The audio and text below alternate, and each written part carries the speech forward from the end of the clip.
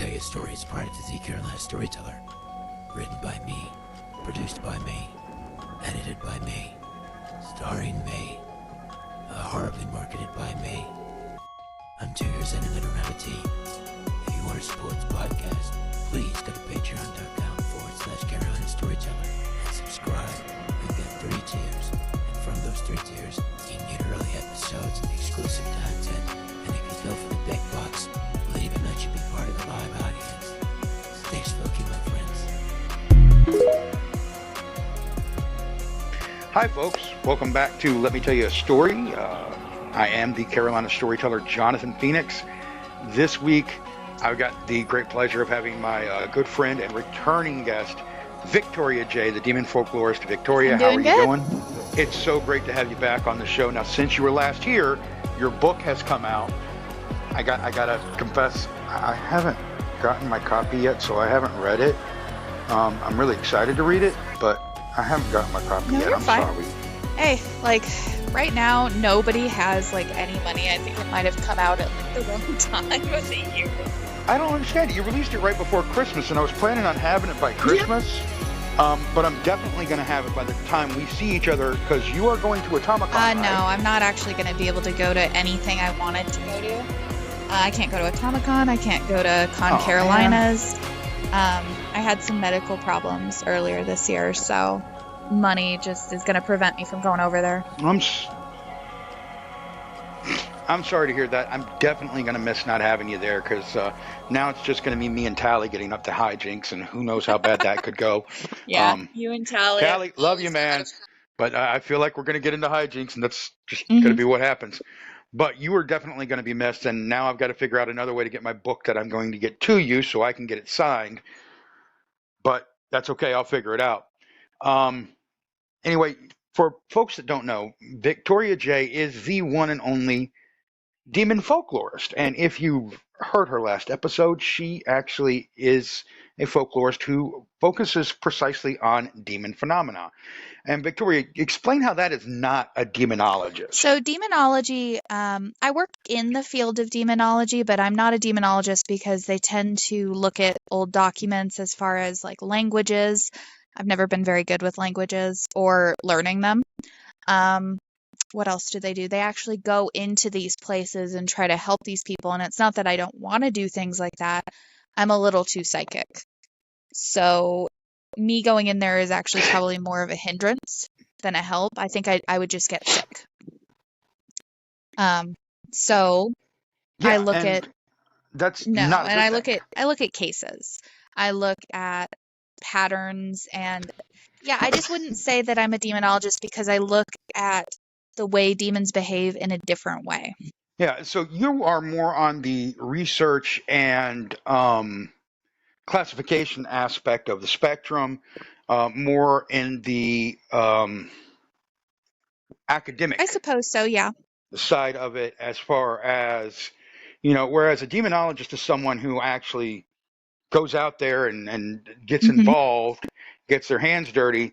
You're more of you're compiling and you're taking these accounts and you're looking at them and finding related instances to help build a classification and basically bring more academia to the subject. I suppose so, although academia never really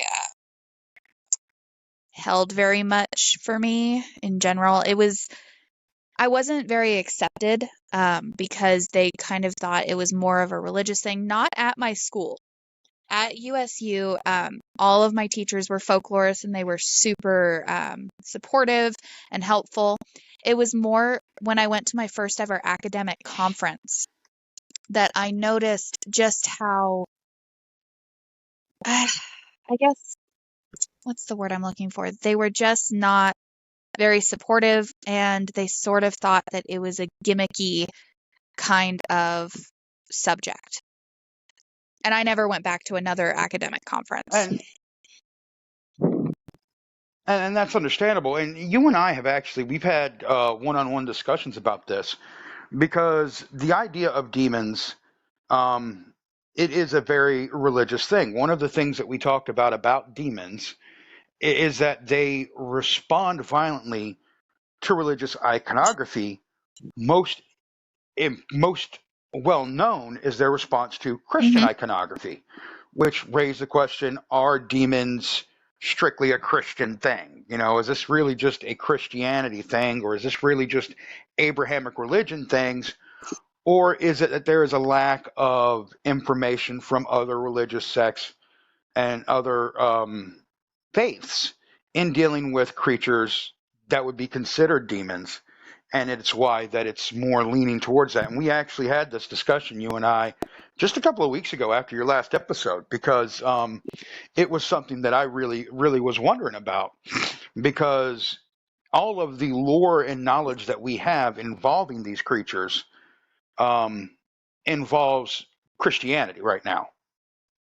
So, yeah, I would say that there's just not a lot of information from other religions about how they deal with demons, simply because demons are much older than Christianity itself.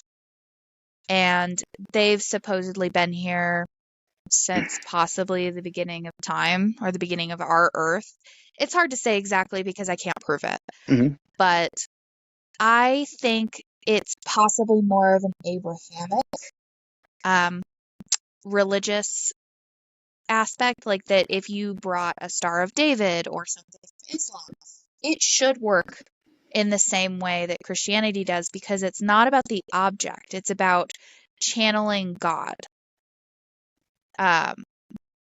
Yes. So It's about the faith and the belief of the person there. It's literally about channeling a higher power against them, and it's about the fact that they react poorly to the channeling of a pure right. and higher power. But that being said, the story that I want to get into with you is probably the foundation for almost everyone's base knowledge in demonic possession in the modern era.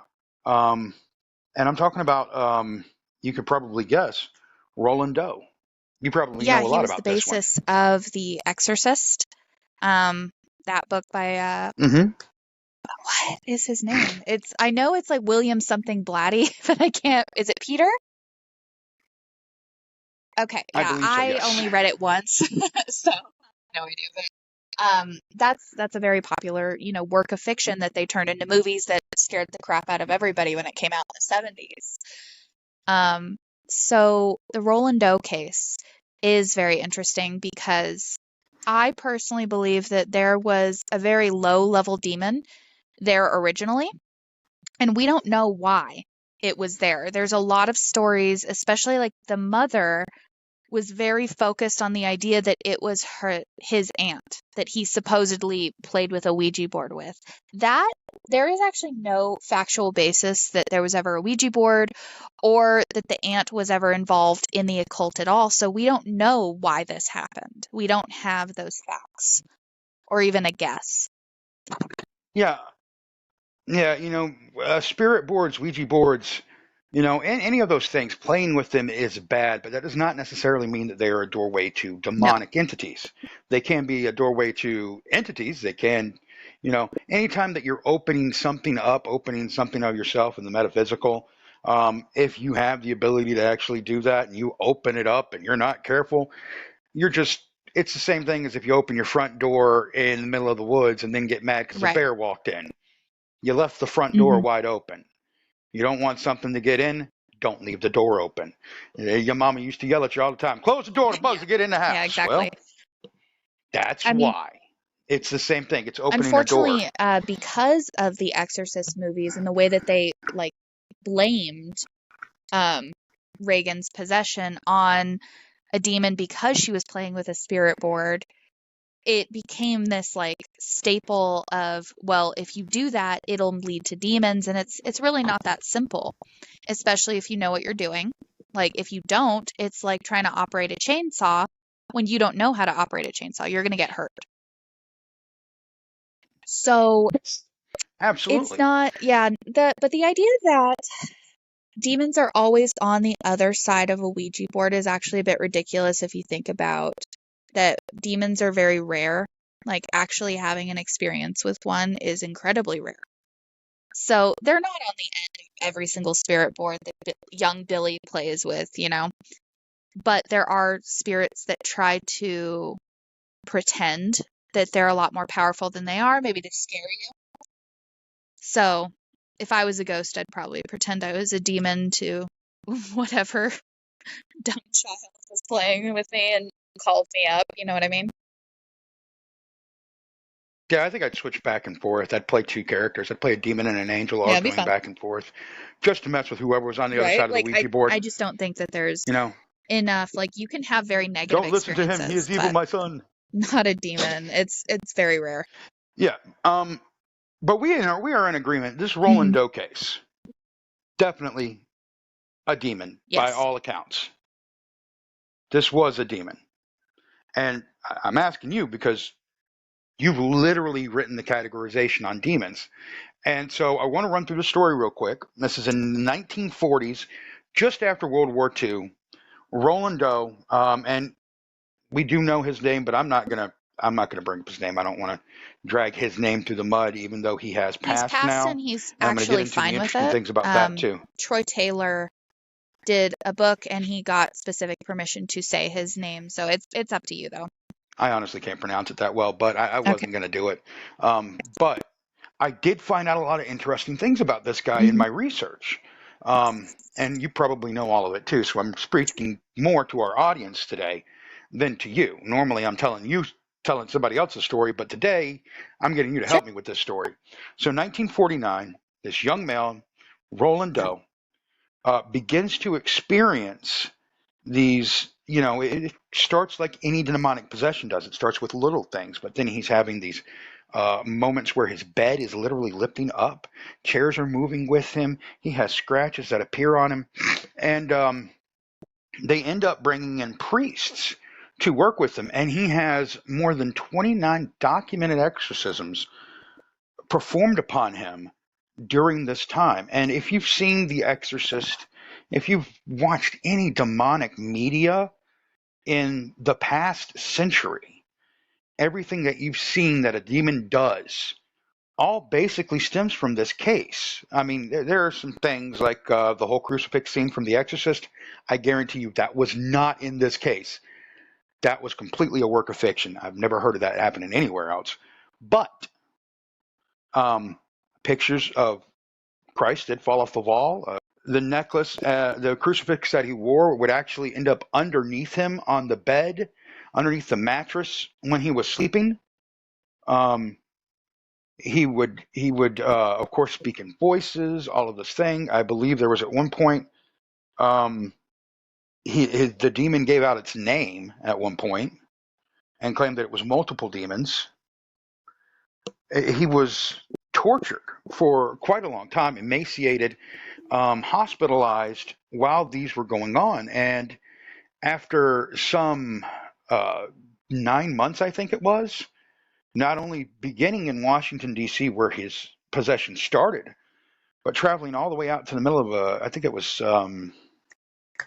St. Louis. He was taken to a hospital in St. Louis where Jesuit priests came in and began to work with him to try and remove this demon while he was in the hospital. For months, this was going on. He was being given exorcisms, and they were trying to remove this presence from his life. And then one day it was over. The presence was gone. The priests won. He was exorcised. And Roland went on to live a very successful life. As a matter of fact, he worked for NASA. He worked on the Apollo missions, including the famed Apollo 13 mission, where he assisted in saving 3 astronauts who were trapped out in space. He is supposedly known for working on the patent for the very material that protected space shuttles. Those, what are they? They're not porcelain, but they're ceramic plates that actually sit on the bottom of the space shuttle that absorb the heat so that they can survive reentry. This guy helped come up with that. This guy did a whole lot in his life, 40 years at NASA, and died living in Florida at a very ripe old age of 80 something. just a few years ago. And the interesting thing is that at his death, a Jesuit priest shows up the day that he dies and performs his last rites just out of the blue. Obviously not the same priest, but just some random Jesuit priest, just supposedly from what his caretaker said at the time, just showed the frack up, knocked on the door. Here to see Roland. Time for him to go. And that to me was the most baffling thing out of anything in this case. Tell me if I'm getting any of this wrong. I don't remember that last part, but I was more interested in the case itself and not really anything else that happened afterwards. So I don't really remember that, but I don't know. Maybe it did happen, maybe it didn't. It's one of those things when it comes to folklore. And his life is essentially at certain points anyway became folklore because it really lit the public's imagination on fire about demons and what they can do and what they can't do and all that sort of thing. So I don't know, but if a Jesuit priest did show up, that's very interesting. Maybe they were keeping tabs. Maybe this priest had a gift and just knew. It's hard to say. It was, in everything that happened to this poor child, and I didn't go through, we'll go through specifics in a minute, me and you, but in everything that happened to this poor child, the fact that he went on to live a happy and healthy life, because that was not what I expected to come out of this. He went on and he lived a life, but he was always troubled by it. And granted, he did admit that for some time he was troubled by the idea that people were connecting him with the story, because the story actually made the newspapers about the young boy that was undergoing these, of course, in the tale, he was Roland Doe. His name didn't come out until much later. But the story made the newspapers. It made national news. This is a kid that's been possessed from Washington, D.C. He's got this weird thing that's going on with him that they are labeling as a possession. The Catholic Church steps in.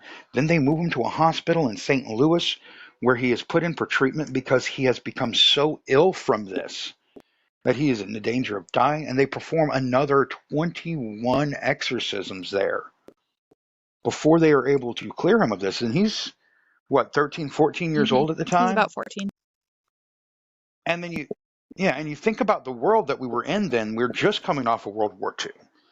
America has just seen some of the worst fighting that it will see in history. The world has seen this. This is something that's happened worldwide. The world has just come out of this great turmoil. And, we're just thinking that things are going to get better. We're getting ready to go into the Cold War. We're getting ready to deal with issues involving civil rights, women's rights. We're going to have people coming up in the world like Strom Thurmond, who led the Dixiecrats that became the current Republicans, and Richard Nixon, and our John F. Kennedys, and our Martin Luther Kings, and our Malcolm X's. All these people are going to come up in the world. Russia is going to become our greatest fear for the next 40 years. But this is before all of that happens. As America thinks that it's coming out of the worst period of time, we've gotten through the Great Depression, we've gotten through World War I, and we've gotten through World War II, and we've come out on top. And all of a sudden, there is a child in the nation's capital possessed by a demon. I mean, it's one of those things that is very strange if you think about the timeline. It was probably on purpose to create fear during a time when, the war is over. People are starting to wonder, will things get better now? And it's like, well, maybe not. You know what I mean? Yeah, like we thought. You thought. You thought wrong. So, and my that's best guess. It's of the things involving this case, that's one of the many issues that, I find so interesting. But, we're just going to go over real quick because I don't want to get too far off course on that. The actual case. So the things that made this a demonic case, what were they? So I always have markers that I'm looking for, and the first one is, was there at any point in time did people who experienced this feel they were in the presence of evil? And a lot of people, unfortunately, they confuse negative with evil, especially if they'd never had any kind of supernatural experience. I think it's really easy to conflate the two, but evil being that it wants to hurt you, it wants to torture you, it wants to, and you can feel that malice coming off of this thing, even if you can't see it. And when people are around demons, that overwhelmingly is what they feel, that this thing is evil. So first I look for that, and that was mentioned several times. The fact that it had special abilities, the scratches, that is something that happens a lot. The levitation, when Ronnie became, I'm sorry, yeah, that's his real name. When Roland became possessed, he actually would be able to spit like with perfect accuracy in priests' faces. That's another thing. He had knowledge of things he shouldn't have. I completely forgot to mention that one. Yeah. He had knowledge he shouldn't have. He was able to speak in languages he didn't know. He was abnormally strong. That was a big one. It took several men to subdue him. He had abilities that were far transcended what a human should be able to do. And that's normally what I'm looking for. Yes. That this, whatever was possessing him, was very far from what humans are and can do. Yeah. Now, the next big thing was, like you mentioned the scratches, which the scratches in themselves were mysterious enough when they were discussing him transferring him to St. Louis. There was a point in time where the scratches just appeared on him without him so much as moving. They posted the word Louis. They gave the day, Saturday, and they even gave a time. Yeah. They were specific as to when he needed to be in St. Louis. Without anybody actually having that information yet, definitely Roland didn't have it, because they weren't giving him information in the hopes that they could trick him up on stuff, and that wasn't working. They weren't tricking him up. He actually didn't remember most of this, thankfully, because he would go into a trance almost every single time that he was possessed, and then eventually he would regain his will, and it would spit the demon back out. Or demons. There might have been multiple ones inside him. It's hard to say how that works exactly. Yes. And, that brings us to one of the third things that you use as a qualifier, and that is the aversion to religious items. I'm not going to try to use big words because I just can't use them sometimes. He had an aversion to the scripture being read to him, holy water. He could always tell when someone had it or had done something with it, like hidden it. He always knew where it was, because they have such an aversion to it that it basically hurts them. They're allergic to it. So if somebody had maybe like a piece of, supposedly they brought in a piece of the actual cross that Christ died on. Maybe they have it, maybe they don't. I'm not super sure. How do you get a piece of that? But if they did, that would cause some irritation, I think, in a demon. Well, I know that they brought in, and it was, they brought it, they did, I didn't hear about the piece of the cross, but I heard that there were a couple of items. Yeah. Things from like Saint Mary, not to be confused with Mother Mary, but one of the saints. They brought items of the saints in, and that just, he went nuts with that being there. He couldn't have it in the, he would, Bibles, crosses, crucifixes, holy water, all of it just really drove him nuts. Did not like that at all. And based on the classifications that you've come up with, that definitely rings as 3 for 3 on the demon scale, correct?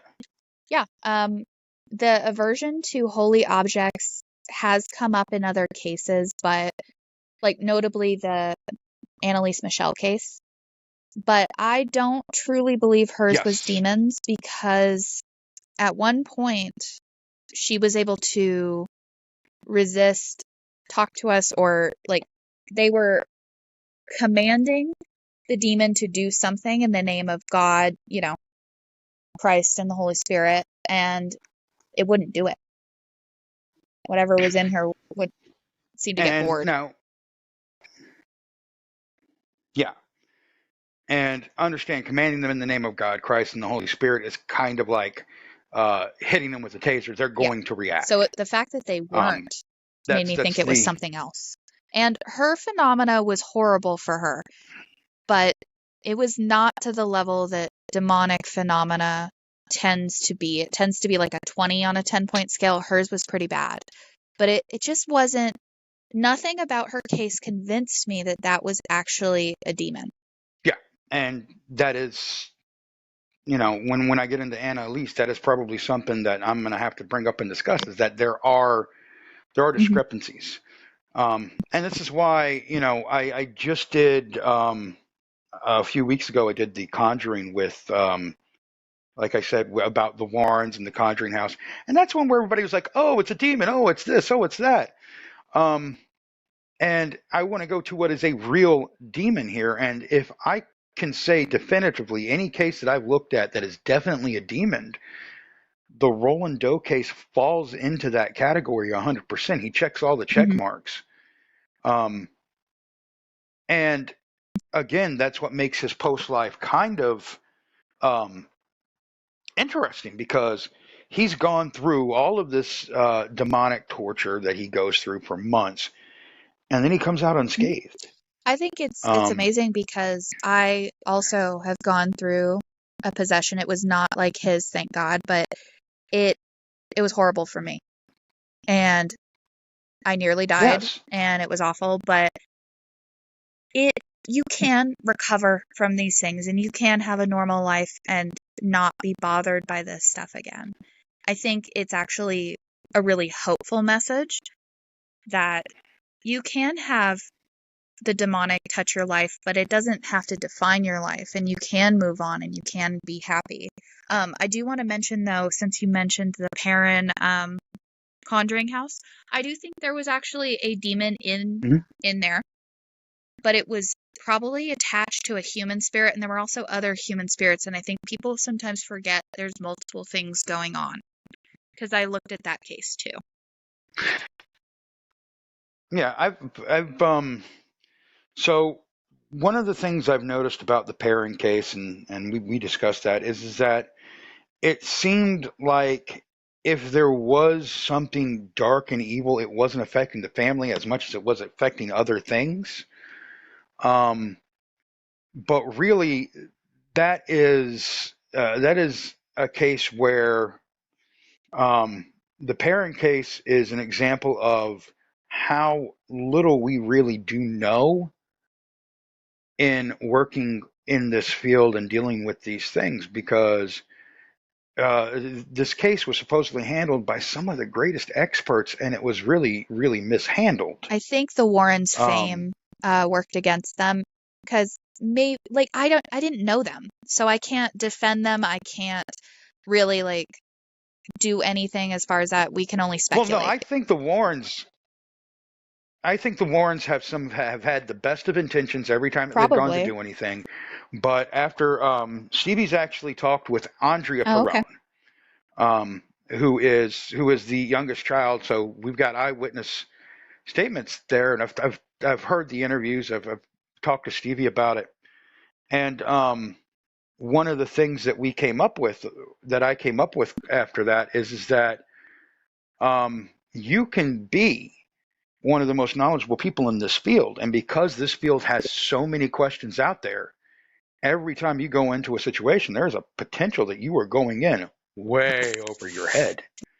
This is definitely this is definitely a case where anybody that goes and actually deals with these actual cases and comes across the real deal entities like the Perone haunting and the Roland case, or even issues like Robert the Doll, when you actually come across something that is the real deal, you're punching out of your weight class Mhm. here every time you walk in. There's no we are nowhere near the weight class because we don't have the information to be in that weight class, which is one of the reasons why I'm so grateful for people like you, because you're trying to get the information out there so that anybody who is dealing with this can kind of be a little bit more able to figure out, okay, I need to run, I need to do this, I need to do that, and I need to get the Mhm. hell out of Dodge. Yeah, it's one of those things that So, when it comes to demonic phenomena, there's a lot of misinformation. Um, a lot of things that people think mhm. are demonic but aren't. It's it's to the point where it's become where I worry that normal people are trying to do exorcisms, putting people through these things like a Believer. So that recent Exorcist movie, Believer, I had some issues with it. I went to go see it with a friend. She wanted to see it, and I was like, all right, whatever. I don't know why you want to watch it. I'm not going to be able to shut up. And she's like, no, I want your commentary. I And I'm like, okay, you're going to get it. It's one of the few things I cannot keep my mouth shut about. So, it. no, believe me, I know the feeling. I'm like that during Oh, really? firefighter Okay. movies. Yeah, my husband's like that too. He also is a firefighter, and he's like, no, that's not right. And I'm like, okay. Yeah, yeah. Watching Backdraft with a Uh-huh. firefighter would be the same thing as watching an Yeah, exorcism movie with that's you. fair. So anybody that's ever done that, you'll know Yeah. what she's talking about. We all have our thing that we have that like niche knowledge on. So if someone does a movie, we're just like, nope, nope, wrong. It's like, oh, actually, that's correct. Like it's just here. Give me 1 second. No, go take time. Sorry about that. Anyway, That's okay. let's see. So We'll cut it out what in were we edits. talking about? We were talking about you went to see the movie Yes. Believer, which by the way I haven't seen yet, so no Okay. spoilers, please. But of course, you being the demon folklorist, go to see this movie and you have I plenty do. to say. There were some very harmful things in it. I'm going to do my best not to spoil this for you, but there were some very serious mistakes made. First of all, they sort of like pushed the idea that a seance of any kind could call a demon, and it's like, yes, but also no, not in this instance. She was like trying to call her mom, and unless a demon was there already, I don't think you could ever call something like that in the way that they were doing it. It was like with a pendulum. And I'm like, okay, the more that we spread this misinformation that divination of any kind, like pendulums, tarot cards, Ouija boards, all these things, it's going to just cause fear. And this movie, which came out last year, Yeah, did that too. And I was appalled. it's Hollywood likes to, and this is the thing when you're as a writer, Mhm. and I am. Fear is a great medium, Mhm. but if you're going to write and spread fear, you want to do so without spreading a lot of falsehoods. And a lot of writers, they just I don't know. care. They don't care because they're like, it's fiction. It doesn't matter. I don't believe in this. And I'm like, you might not believe in it, but the guy next to you might.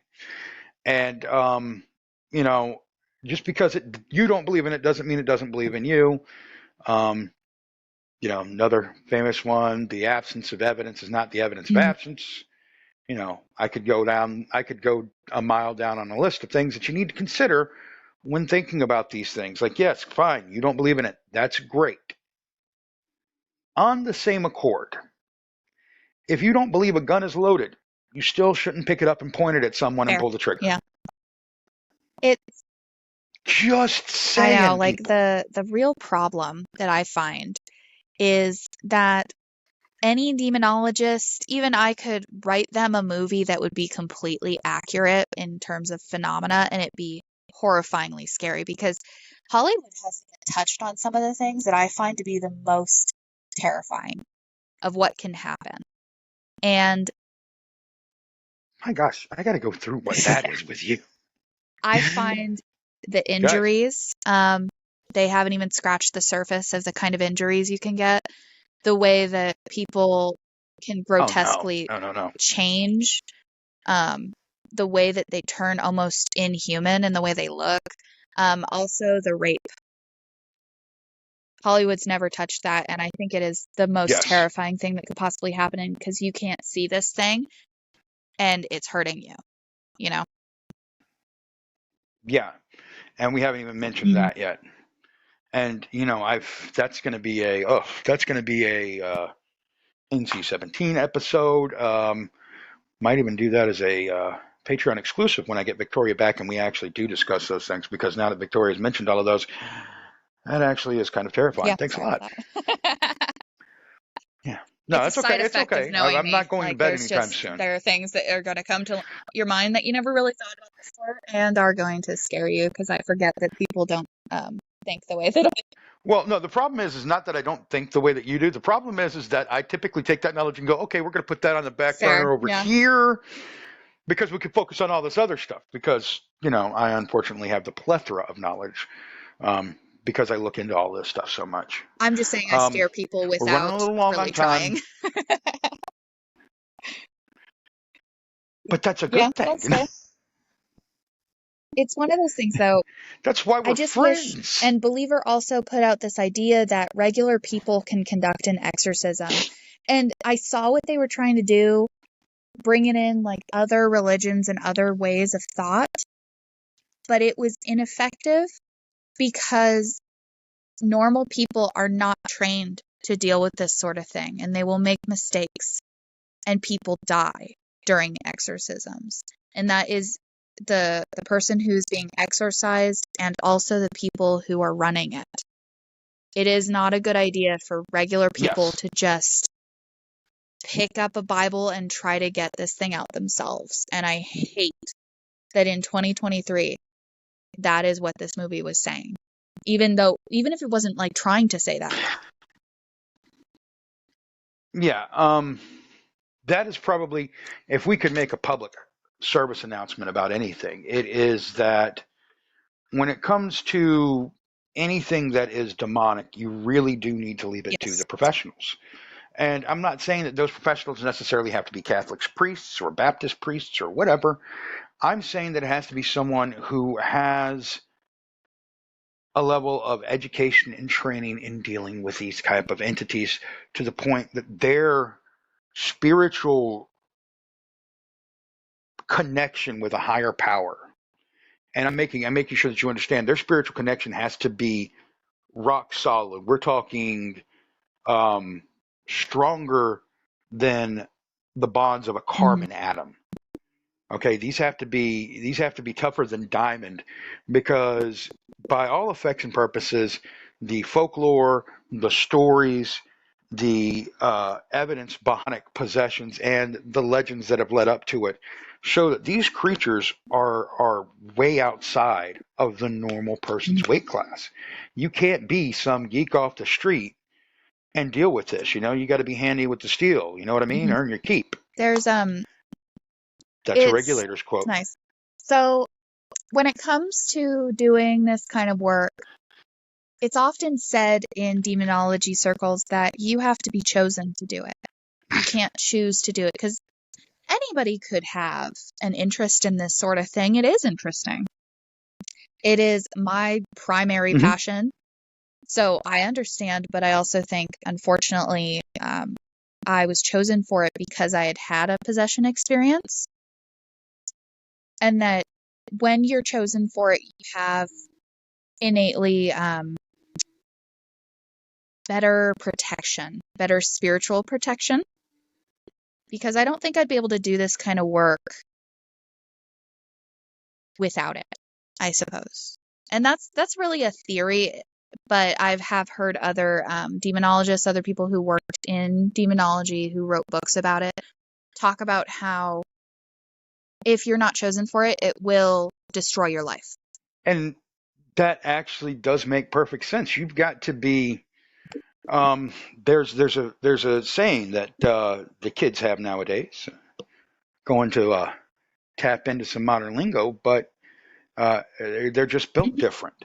You have to be built different to go out there and deal with these sort of things with an open and rational mind, while at the same time understanding that they are very real.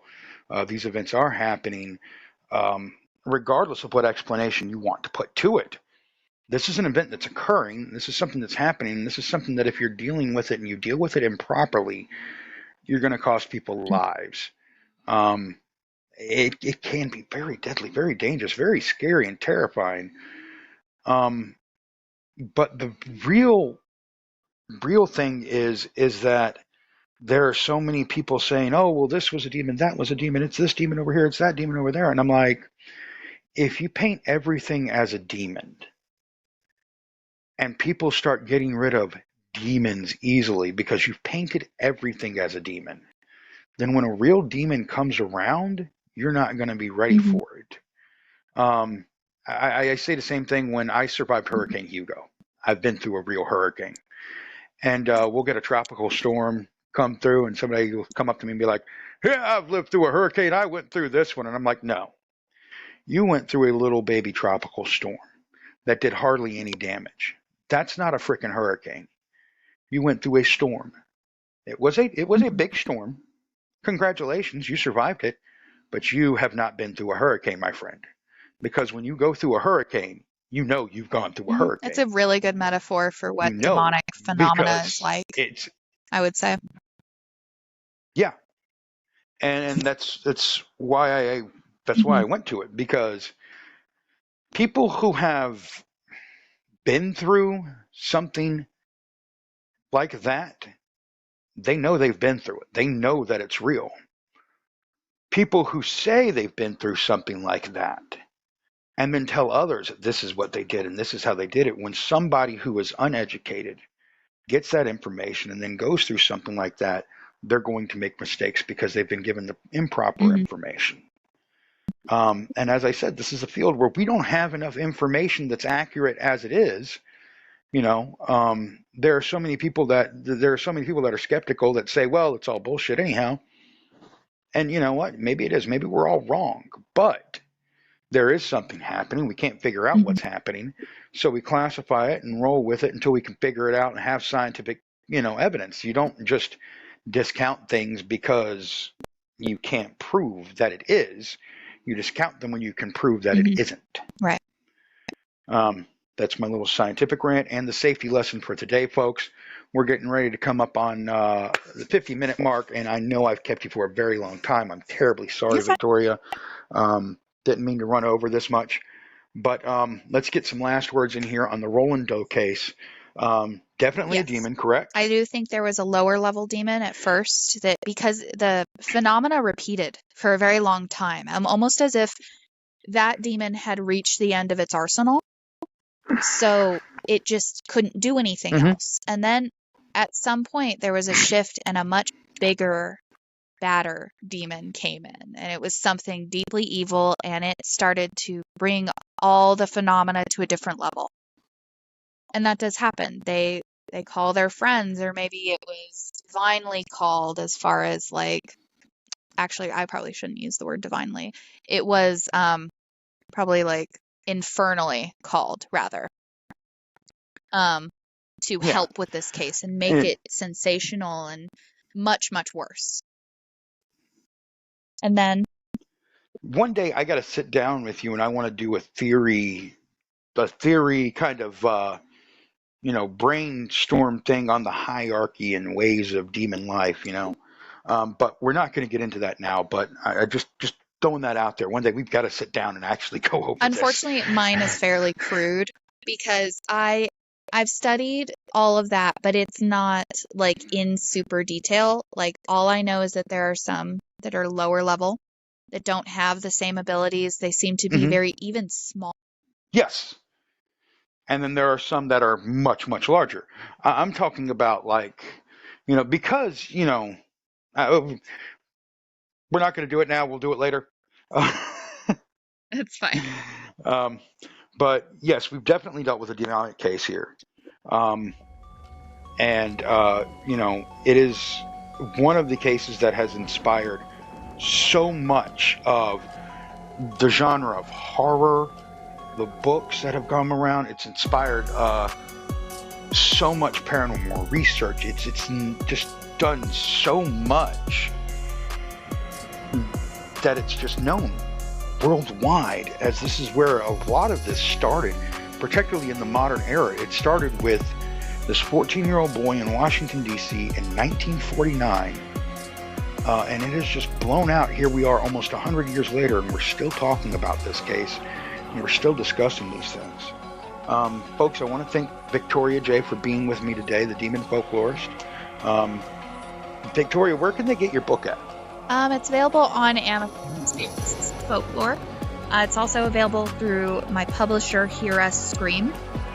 So if you go to hearuscream.com/store, you'll be able to find it there too. So remember, the Black Hours. Arguably going to be probably one of the best sources if you are interested in learning about demons. Definitely want to go check this out. You want to check out Victoria Jaye, the Demon Folklorist, and her podcast, available on Speaker. And Victoria, again, thank you so much for joining me today. Of course, anytime. Patreon.com, right? Yep. All right, folks, that's going to be it for today's show. Remember, patreon.com/Carolina Storyteller or thecarolinastoryteller.com. Again, thank you guys so much for being here. Thank you to Victoria Jaye, the Demon Folklorist. And stay spooky, my friends. Bye-bye.